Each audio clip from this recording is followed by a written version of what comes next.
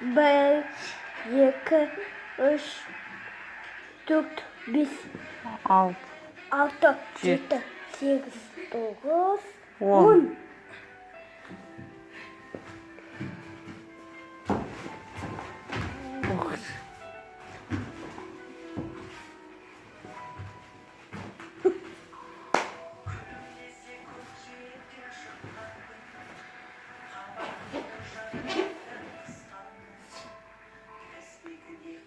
Біздің үйдің балдары карантинде үйде отырып, осылай формаларын жоғалтпау үшін өздерінің спорттық жаңағы нелерін дайындалып отыр.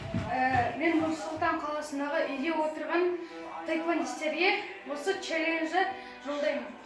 Және осындай витаминдерді ішуді ұмытпаңдар. Сау болыңыздар.